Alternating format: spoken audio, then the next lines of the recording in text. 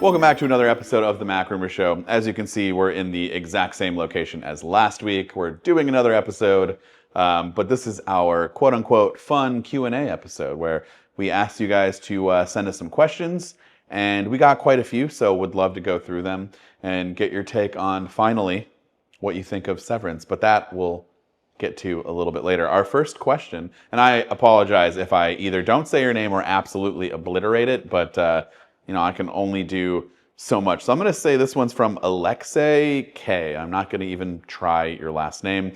This one's primarily for you, Hartley, which is fun. So this one goes to Hartley. He says, or they say, I remember you had a Dalek figure? Dalek? Okay, I'm learning. A Dalek figure in the early episodes sitting at your desk. And in the recent episode, a red fez was exposed to the public. Could you share your thoughts on Doctor Who? What are your favorite characters, episodes, stories, etc.? Well, I have a lot of very strong opinions about Doctor Who. Well, this is the time. So what I will say is that, A, that's extremely well remembered that I had that Dalek about 2.5 years ago. So I'm impressed. No idea what they're even talking about. And secondly, actually, the fez is not to do with Doctor Who, but... No. I appreciate the reference. Is it just like an English thing that's in... Are you telling me you don't have a fez, Dan? No, why would I have a fez? Everyone's got a fez. Maybe it's only you. No. No, I think everyone... Well, all right, we'll do a poll. Does everyone have a fez? Let us know in the comments down. It's only Dan that doesn't have a fez. Okay. And my favorite... I'll go for my favorite character. Okay. Who is obviously the main character, but I would say it's... You're really going out on a limb here. But it's the actor that portrays that character, because it's been on air for so long, so that would be David Tennant, because that's who played the role when I was a kid. So how many Doctor Who's have there been? 15, not including... Oh, how long has this been on for? Since 1963. Okay, well, if you didn't already pick up on it... I've seen every episode. Wow. You have to have one favorite episode, right? No. No, you just love them all? Well, I don't love them all. I actually hate many of them. And it's the thing with any fan of anything. No one hates anything more than fans of something. So the next question is actually at me from the same person in regards to what you're saying, and that's since the new Doctor Who is on Disney Plus, have you watched any of it? No, no, I have not. But is it a new series, new characters, new everything? Yes. Have you watched it? Yes. Do you like it? No, it's terrible. Don't watch it. Okay. All right. Well, then that's the Doctor Who question.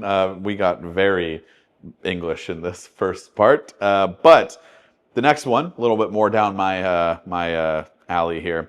Given the trend of retro pocket cameras, do you guys carry around any of those?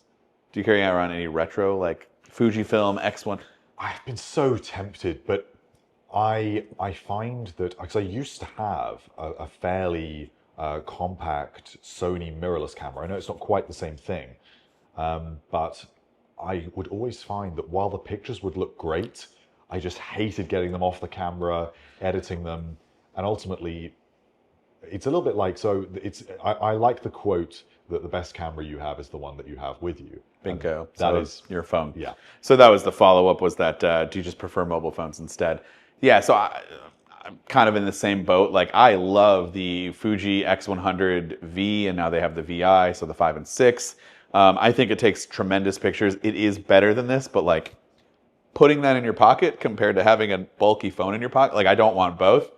It's just a matter of am I walking around with a crossbody? Do I have somewhere else to put it? I don't want it in my pocket, so it just becomes a hassle. And I also feel like you can miss the moment somehow with a dedicated camera. I agree. Unless you're just if you're going somewhere where you know you're going to want to take a lot of pictures, then try to remember to take it with you. And you'll absolutely love the images. Get them printed, put them around your house. I think that's really, really cool. But you can also do that with an iPhone. And with photographic styles, you can kind of get some of that vibe. I really liked it. Yeah, you can kind of get some of the vibe. It's not the same, but you can get close. But another follow-up to this is the tremendous popularity of the Osmo Pocket 3. Why do you think those have become so popular, and is this something that you're taking when you travel? You don't have a Pocket 3, do you? No, I've never used one. Okay. I saw at CES thousands. I'm not even exaggerating. I think every creator, everyone that I knew, and then either in other ones that I saw that were going around to the showroom floor and taking pictures, were mostly using, more so than their phones, a Pocket 3. And I think the reason for that is because it's video. And that I don't want. The reason why I love mine and I would use it for any travel situation in which I am taking video where I don't need like the best quality, it is slightly better than your phone in a couple of different reasons. It is a 1-inch sensor, so it is a little bit better than what you get on your phone from an image quality, but it's not that far off. But it's smooth and stable. That is a huge thing. And there's so many things that you can do conveniently. Flipping that horizontally and going from 16 by 9 to 9 by 16 by just flipping the screen. That's super convenient rather than having to I know you can do this, but it's not as, it's just more fun to flip the screen. I don't know. And then it's just better framing. You're getting, just overall better experience, in my opinion, and then of course the stabilization helps. And the other thing, the biggest thing, is that you're not filling up storage space on your phone, and you're not just draining your battery at an all-day event. So that's the main reason. I absolutely love my Pocket 3. I brought it here.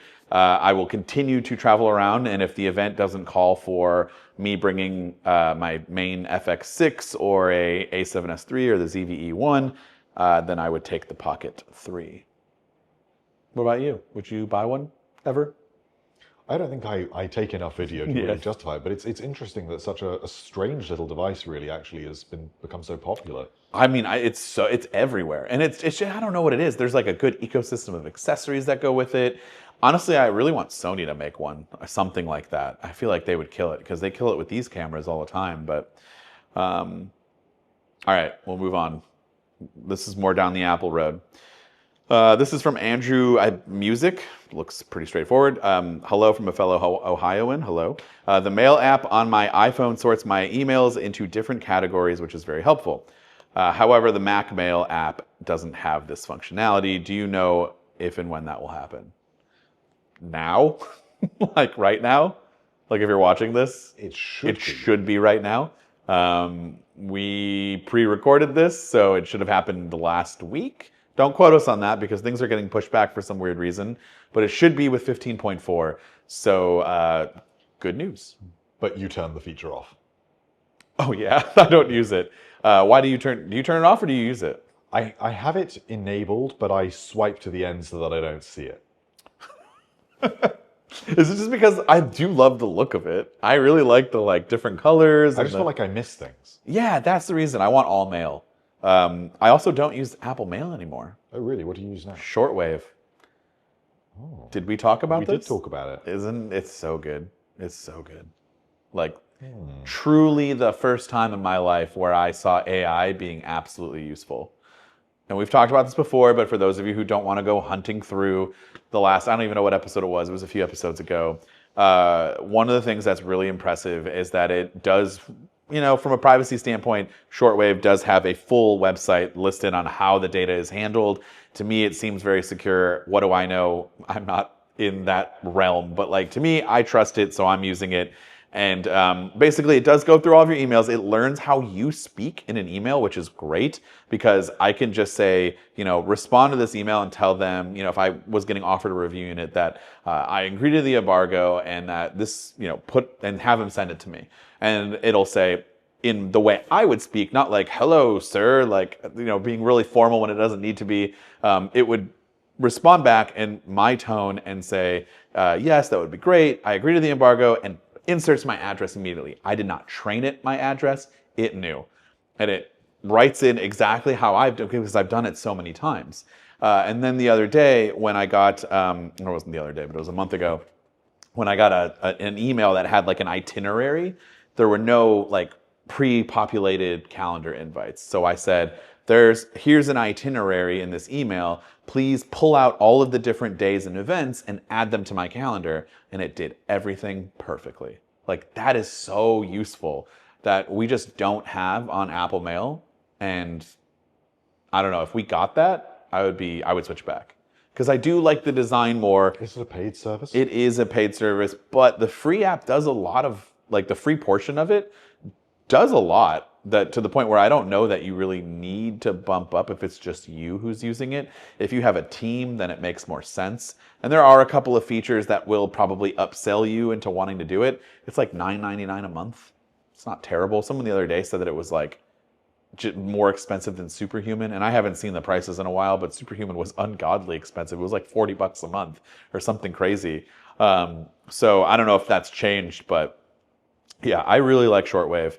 Not sponsored, paid by any means at all. I just really like it. So try it. I should give it a try. You should. All right, this next one comes from Michael Dennis. What's the oldest Apple product that you use regularly? This is tough. We actually did talk about this before. This is difficult. Yeah, I still don't know. I think that the oldest actual fully fledged device that I use is my M1 Mac Mini from 2020. So that's getting on for 5 years old now. And it does start to feel its age, but it still works. Yeah. And in terms of something that I actually use that is not really a device, it's an accessory, is actually the Link bracelet, which I'm wearing right now. That was first shown off in 2014 and is basically unchanged till today. And it's a great band. I love it. It's my favorite one. I mean, I don't know how to say this, but like I just get too many things that are updated every time the new thing comes out. Like it's my job to have it and review it. So like it's really hard for me to be saying that on a regular basis I use something old. I guess I'm with you, like the Mac Studio hasn't been updated in a few years, so like I know. Does that count? No. I guess at home, personally, I don't really upgrade my Apple TVs. Like I have one that's the latest, but then throughout the house, it's just whatever gets me 4K. I don't really care about the rest. Does that count? I mean, maybe. If we want to do non-Apple, like this person said in the case of the MagSafe Duo, I would love a newer alternative. Yeah, I used that for a while, but then I found so many alternatives that are honestly better. I'm using one from Belkin that is like a 3-in-1. It folds up, but also like can do the watch where you put it up in like the nightstand mode, but then you can turn it and it stays like on the hinge so that you can do nightstand mode for the iPhone and like have it docked up vertically if you wanted to. Then it has one little fold part for your, it's perfect. And then it folds up into one compact square. It's USB-C. I mean, what else do you need? There's so many like that. Belkin, Anker, I don't know, all the major brands do it. Do you have one that you use, or are you still using MagSafe Duo? I don't even have a MagSafe Duo. What do you use then when you travel? I just use a charger. A cord? Yeah. What is this? 2006? It doesn't bother me really, but I probably should buy a decent travel charger. Interesting. I also don't upgrade my TVs as much, and I'm a big TV person, but like I feel like TVs are like they're all so good. So now, good. really. I bought an OLED in 2017, and I still use that pretty regularly. I don't know. Yeah, this is not the question for us, I think. But if I could like use an iPod that makes sense, I would love for nostalgia purposes to like have some sort of like updated but like still retro iPod. I'd love that. I mean, Yeah. it would be completely pointless, but I'd love it. Totally pointless. But they make a lot of those pointless products where they like try to hit you in the nostalgia. All right, this one's from David L. He would love to hear what you guys think the next piece of hardware will look like. And if you think, this is for Vision Pro, by the way, and if you think any major updates are coming to visionOS software this year. So hardware, let's start with. Yeah. I think that where Vision Pro is going next is a soft refresh where we get the M5 chip, which should be substantially more powerful than the M2. And maybe there will be some very minor other upgrades. Maybe there will be a new headband, say. But the rest of the hardware, the design, I expect to stay the same for this next version of the device. Apple's got so many of these components now, and it is too soon for a complete redesign. They still have easily another version of this device left, and that's currently what the rumors are suggesting, that it is going to be M5. Okay. And so to piggyback off of that, would you think that Apple Intelligence would be in the M5 version, or do you think that it would be? I hate to ask that question because we already know the answer to that. Yeah. So unless I have to cut this out completely and for some reason it didn't happen, we know what the new Vision Pro update is going to be because, well, if you're already watching this, it should have already happened, but we already knew this before. So we can just tell you if you missed it. So Vision Pro got a pretty big update last week, hopefully, that it in 2.4 for a 2.4 update, it got a lot. It's bigger than It got a lot of 2.0. stuff. Apple Intelligence is part of 2.4. I was shocked. That's kind of where I was going with that. Like we thought maybe it would come with M5 or maybe visionOS 3 at WWDC. It's coming now. It's already out. Well, it's out in beta technically, but then will be coming out in April. So yeah, it's got Apple Intelligence, all of the Apple Intelligence features that you already know and love now, or maybe you don't love them. Image wand, I thought was cool because you need an Apple Pencil, you need your finger. How are you going to do that? It's pretty obvious. You just do this, but it's cool. It's like that actually feels semi-futuristic, like kind of wave, draw whatever you want to draw, and then boom, it appears. That's pretty cool. It doesn't just stop at Apple Intelligence. There's a couple of new applications and a huge improvement to guest mode. I'm going to be honest with you. People have asked me like, hey, can you, people that know they're coming over and like know that I have an office with all my cool stuff there. Can you bring your Apple Vision Pro home and like, I want to use it? And I just kind of always forget, but also it's because I don't want to go through it. The process to let people use it is a giant pain. And now Apple has finally made it so much easier. So what you do, if you don't know already, is that the moment you put my Vision Pro on Hartley, I get a notification on my phone, just like you open up a pair of AirPods and it pops up there. And I'll go through a few prompts very quickly. I can select specific apps. It's no longer just like, I don't even remember what the two choices were, but they were horrible. I can select specific apps and functions that you can use or cannot use. And I can make it all work for you really quickly through my phone. And then I can enable AirPlay through here, because if I wanted to see what you were doing and have an easier time guiding you through things, I'd have to explain to you how to turn on AirPlay, which is so hard. You remember how hard it is to get to Control Center? Now it's changed, but that's also like kind of weird with your hand and stuff. So like, it's so much easier to be able to see on your phone, and I can enable AirPlay on my phone before you even get to that point. And then it takes you right into hand and eye setup, and then you can just do your thing. Like, that's so huge. Do you remember your guest experience? Wasn't it kind of annoying? It was not great. It was not good. So I'm glad Apple, I even spoke with them about it. I'm sure it was not because of me that they did this, but there were a lot of people that were like, yeah, no, you need to fix this guest mode because I want to show people how incredible like some of the things are on this, but it's so annoying that I don't want to show them at the end of the day. So that's the guest mode. And then there's a couple of apps. So Spatial Gallery, I forget the name. I think it's Spatial Gallery. Spatial Gallery app on the Vision Pro itself. This will curate a lot of the content that is specifically for Vision Pro. So you'll get photos, videos, panoramas, and then just like sports, tech, any kind of content that Apple thinks is like interesting and in Spatial and like optimized for that, it's going to add that in there. And then there's another app for your iPhone that if you have iOS 18.4 installed, and if you own a Vision Pro, you've already seen it by now, there is a Apple Vision Pro app on iOS, which gives you like tips and tricks. You can check out the regulatory, if you care about that, your hardware, all of that stuff's on your phone. And then you can also pre-download content, games, movies, apps. Do that on your phone. Say you're at work and you're like, I heard about this new app and I want to download it now. And then when I get home, I don't have to mess around with it. You can do that from your phone and it'll automatically connect to your Vision Pro. Thoughts on those things? I think they're pretty overdue, but very cool.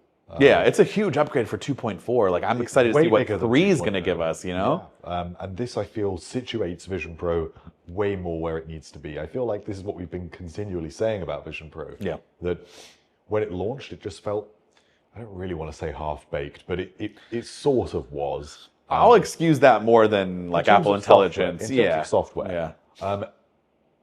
In terms of hardware, it's pretty great in a lot of ways. Not perfect, definitely too heavy, definitely not comfortable. But the software left a lot to be desired, not because the gestures were bad or anything like that. They're actually very good. But just content and the interacting with, like you say about Control Center, the new gesture is considerably better. Yeah. Even just easier. Keyboard pass-through and all of this stuff. This has all come later. And it really makes me wonder, if all of this stuff had been there from the beginning, maybe I would even have kept mine. Mm-hmm. Maybe there would have been a bit of a different reaction to it. What would it take to get you yours back? I think that if they they would have to rectify the weight issue.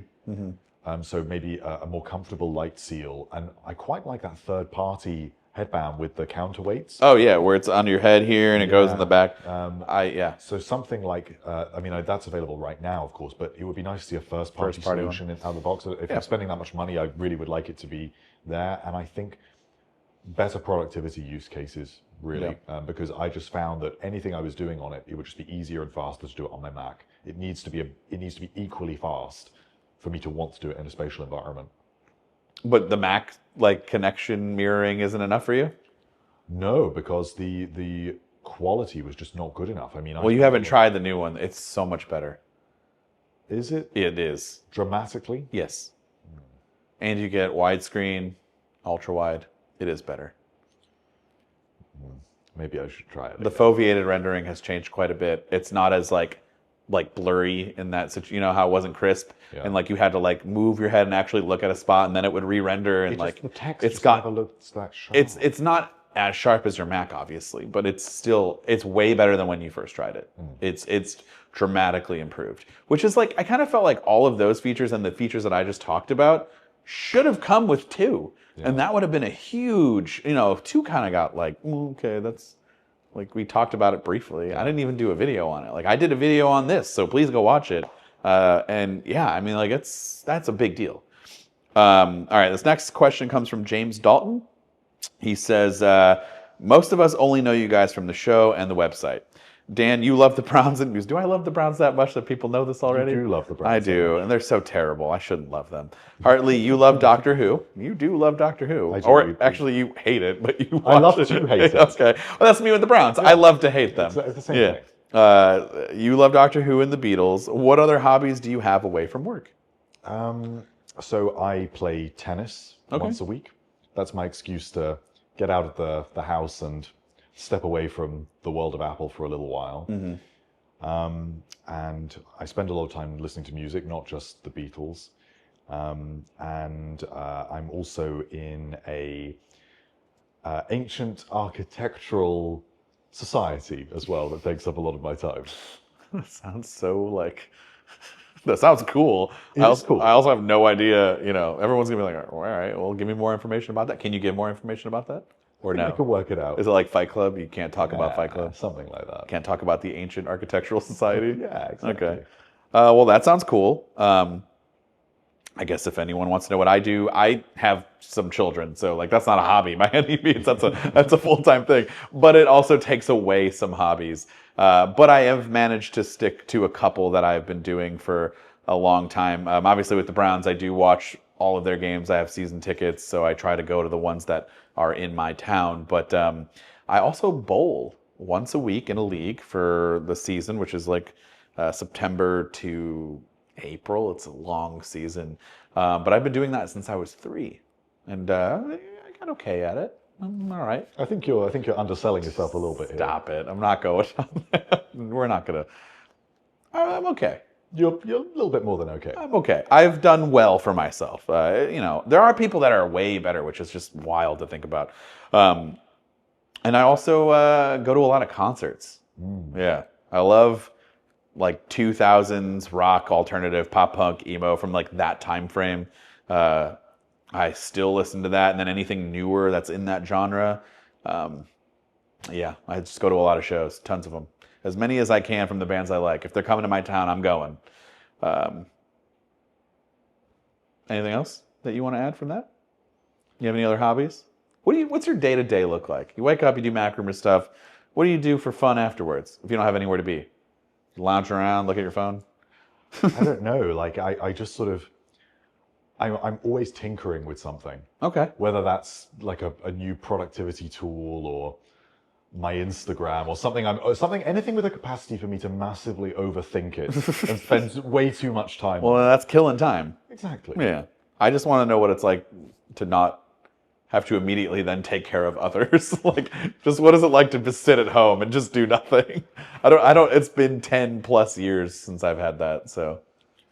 Yeah, I think that you're not selling me on having kids here. Oh, no, having kids are fine. It's a blessing. You get to play with them. You get to do all the things that you loved doing when you were a kid again. It's great. But, it's hard. All right, this next question comes from Cameron B. If you could create your own phones, what specs or hardware would you put in it? What would it look like? So I think MKBHT has done this in some of his videos where he like chooses, like S25 cameras with iPhone body or display or like, so do it from that way, like if you can. Well, recently, as you know, I've been very impressed by. Oh, we can talk about it. By your, By your no embargo breaking. By your Oppo Foldable. Yes, the Find N5. Because it is so thin yes. that it doesn't actually seem to really have many compromises in terms of design. I was very impressed by there is a little bit of a crease, but it's barely noticeable. 50% reduced, apparently. And it doesn't feel really thicker than an iPhone, even when folded. So the numbers are like, I don't know the exact numbers offhand. I have it. I think it is slightly thicker than an iPhone. But it is. It's 8.9 compared to 8.23 or something like that. It's barely. But noticeable. That's folded, and then when you unfold it, it goes more than half. It's 4 point something. And I think it's incredibly impressive. Now the issue there is software. Yeah. If I could have a device like that sort of design, with Apple's flourishes and attention to detail. But with iOS, you were pretty impressed with Oppo's attention to detail. What happened when you? So this is a book style fold. Yeah. What happened when you did this? Well, it did a nice animation. Yeah. What was the animation? It's like the butterfly. Yeah, that's pretty cool. And it's really nice. I was disappointed by the cameras. But you liked one of the pictures that we did. I liked one of the pictures that it did, but it definitely over smooths and oversaturates. It does way too much. Yeah. It's a good camera, but it's got some if you're not into that style, and it does over sharpen and correct a lot of things. Like I kind of wish that they would just let us take a lot of that out.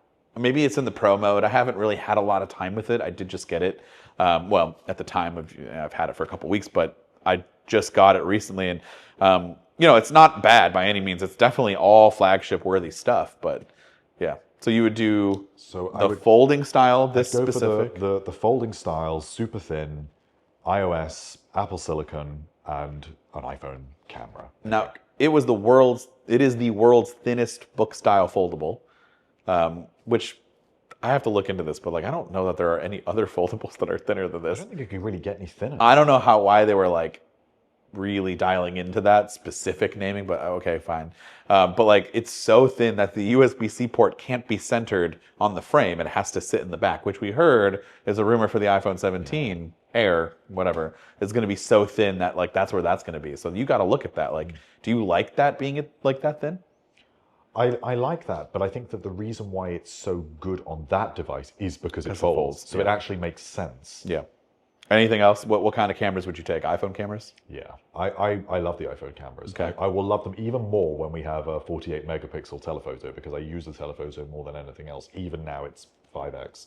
So everything else you'd keep, replace the iPhone cameras, replace iOS software. That's it? Pretty much. And I would like Apple's, the actual design of the device beyond the thickness. I don't know if I love that glossy frame. I think I would prefer a more matte frame that doesn't attract so many fingerprints. Those kind of things. If it looks a little bit more like an iPhone. Okay. With that shape. That shape. Okay. That thinness. That display was great. That inner display was beautiful. Okay. I would do the same thing, but I'll try to come up with another option, because that's not really, So real quick though, to touch on that one, personally for me, I like the, it wasn't as bad. So when the Galaxy Folds came out for a while, they were really tall and narrow, and it was really weird to do one-handed use. And a lot of phones, and even Samsung has started to come down. The Pixel Fold really has the perfect size. So I would take the Pixel Fold body, but a hybrid with the Oppo, being that thin and all of that. But then replace everything that you just said and put iOS on there. It's so lame of us, but that's what I would do. But my alternative to be different is I also just really love the Samsung Galaxy S25 Ultra. So that I would take that entire thing and just put iOS on it. But otherwise, I think it's fine. I think it looks great. It's chunky and wide and square, but I seem to like it. So it's a good question. All right, next question. And we've gotten, this one's from Gray Alpha Wolf. We have a ton of people who actually asked something very similar to this. And it was also just kind of in the same realm of what we talked about, but do you think Apple will eventually release a foldable iPhone? We've talked about this. They were talking about mostly a big one, not a clamshell one. Do you think they'll ever do a book style? Because the ones that we've talked about have been mostly clamshell, where it's just folding the phone in half and not really having any other functionality behind that. Do you think it'll go of the book? I mean, who knows? It really depends on how people respond to this product when we eventually get it. We're also expecting foldable iPads. So maybe if the foldable iPhone isn't that popular, but the foldable iPad is, then that will change the direction of things. It's really hard to say this far out. What is certain is that this foldable is coming. We've been talking for so long. I feel like even since our earliest episodes about how we really want to see a foldable iPhone. And I think we're probably closer to that now than, and it seems more feasible now really than it ever has been before. All right. One last big question, and then I've got a couple of rapid fire ones, and we'll go from there. Okay. All right. Jonathan Mann, with the last major question here that should take some time, wants to know our theories, and this is a spoiler alert because we will probably talk about some of the things that already happened because Hartley's up to date on Severance. We'll need some timestamps in here. Yes. But I'm also telling you that if you're listening to this now, spoiler alert, if you have not watched, at this time, we haven't seen episode 6, so we've seen Trojan's Horse. We have not seen anything after that. So if you are caught up with Trojan's Horse, episode 5, this is where we're going from. What do you think the whole thing, what do you think is going on in Severance? What are your theories on where this is going? And how do you like it so far? I'm going to add my own thing on this. In terms of how I like it, I really like it. Okay, good. Because at first you were like, oh, I don't know that I like it. But there is a big but. Oh, is there? It's setting up so much. I am concerned about its ability to resolve itself. And like things are moving quickly. Yes, but there are so many threads here that need to have a satisfying conclusion. There's so many questions that need to be answered. And I mean, we've all seen plenty of shows where it's just kind of run out of steam, or when it comes to be time to actually answer those questions, it's unable to do so. And so while I'm loving it now, this could be another show that just can't answer those questions. And I've been ever so slightly worried when I've read interviews with Ben Stiller and some of the other people involved in the production of this, that when they started making it, they didn't really seem to know the answers, and that they rewrote some of what they had planned for season 2 to make sure that they're moving things in the direction of a satisfying conclusion, which is good, but it sounds like they didn't actually know it when they made the first season. I feel like that's pretty common in a lot of things, like television shows. I feel like that's pretty common where you haven't really thought that far, or maybe you had some way that you wanted to tie it in, but then things have changed in the writing process and then the way it's received. Maybe you do see some people talk about endings online and you're like, you know what, I kind of like that ending more. Maybe we do shift towards that. And this is, Ben Stiller is super active, so he's reading out all of these theories. I feel like they have some idea of how, maybe it's not exact. I imagine that by now they do, because I think that it's definitely going to get renewed for probably at least another 2 seasons. I would say 2. Hopefully, I mean, I love the show and I would watch a million seasons of it, but it will start to get bad past like 4 maybe 5. 4 would be ideal. So it needs to start answering some questions. Watching season 2, I've been really enjoying it, and I've been pleased by the direction that it's taken. But another big but?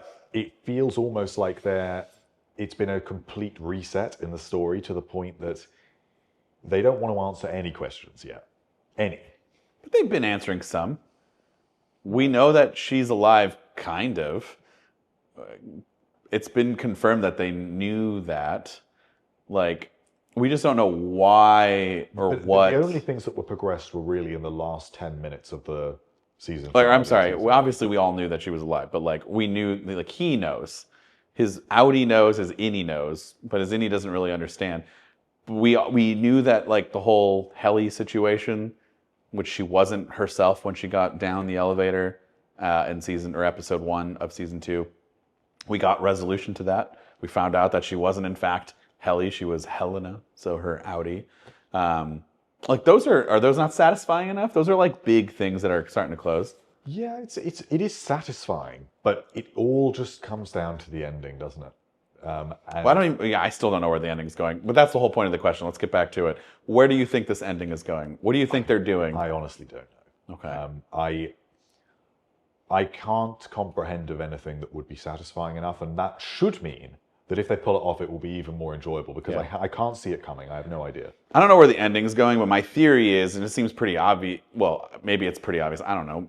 I think they're cloning people. I think the Keir Egan and his whole family like are trying to live forever in some way, and they're like, or transferring like consciousness or brains or something. I don't know. I feel like they're figuring out a way to like manipulate, either clone like they're doing with his wife. Like maybe she really did die, but they were able to figure out a way to somehow clone her. And Mark, when they do the work, that's mysterious but important.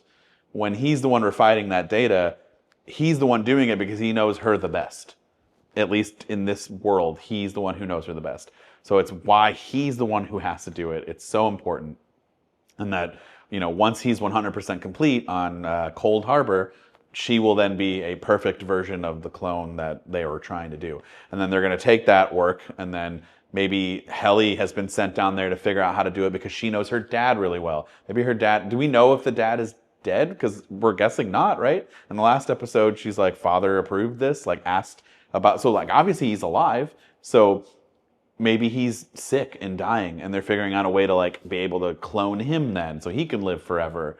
And she's refining the data for that case, and like because she knows him the best, right?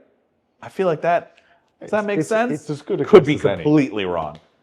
I don't know. I'm just guessing. I don't have a better theory, so we'll go with that. If you have a better theory or a different theory or any theory, let us know in the comments down below. Real quick before we get off, I have a couple of random rapid fire questions that I would love your take on. So, do you think, this is going back to an Apple question, Right. Do you think Apple is still innovative? That's a tough one. That's deep.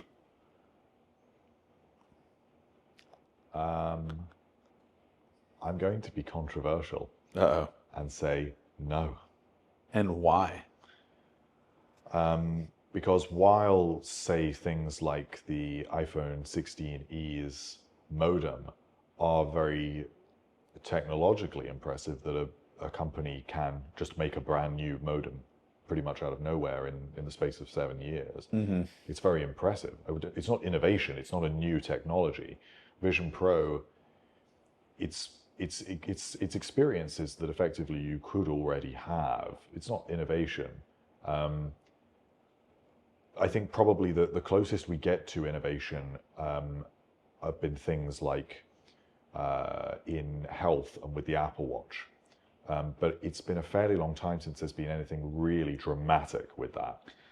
I just think the massive innovation.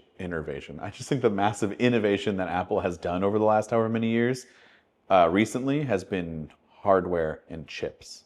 Like Apple Silicon is an incredible That is very true. feat, and maybe this new C1 band could be the same. It's not the flashy That's stuff true. though. I agree. I'm not giving enough credit to Apple Silicon there.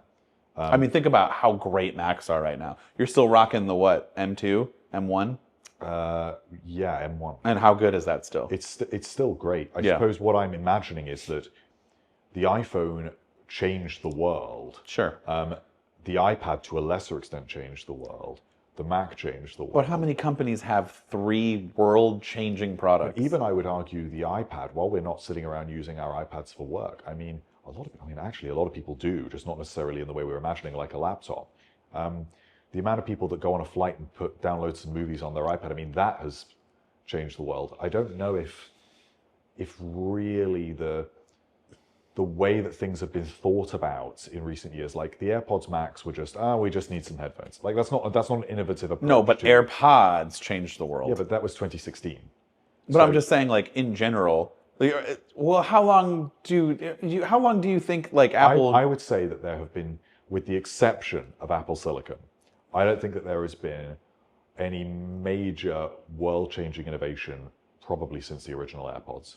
I would say if you could come up with a world-changing innovation, once every 10 years, you're doing really well. It's pretty good. And then as long as everything else can stay to be really good. I think the reason why I'm being harsher about it is because I think that they've been negligent with other things, such as the AirPods Max, such as the Vision Pro. I think certainly what's happened with Apple Intelligence and Siri in recent years, this all speaks to a level of negligence to certain things that I think would have been more important many years ago. I think that the level of attention to detail and care is just not what it was. So I think that's influencing me slightly to be maybe a little bit harsher than I should be. I think so, maybe. I just feel like we just named like 5 or 6 product categories that were world-changing by a company. Can you tell me what other company has 5 or 6 products that are world-changing? Like, from a specific standpoint of like, this is all that, I mean, I don't know. I guess you can like name Samsung has done like, but like, is it world-changing to have it's not good fridges? It's not an indictment of Apple. It's just that if the question is, are they still innovative? Are they innovative anymore? I guess at this current moment, no. At this current moment, no. Okay. And actually, I think if you were to ask me that question about Meta, I would say yes. And that, I think that also makes a difference. Because of the headset? Because of what they've showed off with Orion, what they've showed off with how popular the Meta Ray-Bans have become. Yeah. And how useful and how different that is. Is it different though? They just bought Snapchat glasses and then just made them better. And nicer looking. But they're selling millions of them. Sure. They're becoming so widely adopted, and they're so well designed. That is really a product that Apple should have made. Yeah. And it didn't. And to be able to sell millions of any consumer electronics product that is a new thing is basically unheard of. Look at like the AI pin that's just been discontinued. Rip. What a joke. That is not innovation. Yeah. It's a failure. It could have been innovation, but they just are an innovation. Yeah. And I would argue that what we're seeing with where they are going to take things with Orion and actually the work that's being done on Meta headsets, because they are trying to target a lower price point and they don't have all of the ecosystem advantages. They're having to be a little bit more agile and competitive, and maybe that also leads to some better innovation. So actually credit to Meta on this occasion, I think, from me. What is your favorite ride at Disney World? Ooh, that's easy. What? Tower of Terror. Interesting.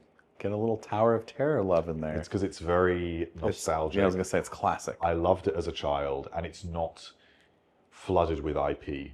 And my heart breaks a little bit when... it is kind of Twilight Zone. Yeah, but it's not like what they did in California, where they reskinned it as a Guardians ride. Yeah, that's lame. And I like the retro vibe of stuff. I don't like shoehorning in popular IP. I think it makes things feel cold.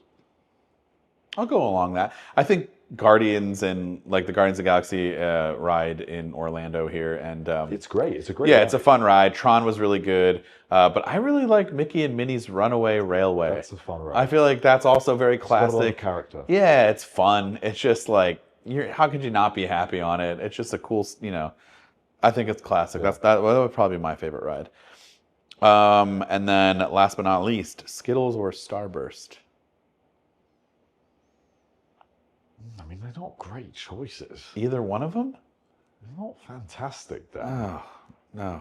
I could tell an American wrote that. Yeah. Yeah, it was, shout out Joe. It was Joe. This week did introduce me to sour Skittles, which... That's what I was going to say. So I would, in theory, say that they're both very, very good, but I do love Skittles more. I love the regular ones, but sour Skittles, it's amazing. They were very good. Very good. When you get a good one, sometimes you get sour Skittles and they're like stale as all hell, and it's just not good. But if you get a good batch, and same with Starburst, if you get stale batch of Starburst, your teeth are breaking. But yeah, I would go sour Skittles. So really, what we're learning here is that the actual innovative company here is Skittles. I feel like they're both owned by the same company, but I don't know for sure. I think it's an overarching thing. But that was our episode for Q&A. Would love to do more of these, and if you think we should, let us know in the comments down below. We'll definitely do a couple more a year if you guys really like this. And if you didn't get a chance to ask a question, we're always looking at the comments. So feel free to leave one and we'll be able to answer it. And then we'll catch everybody in the next episode.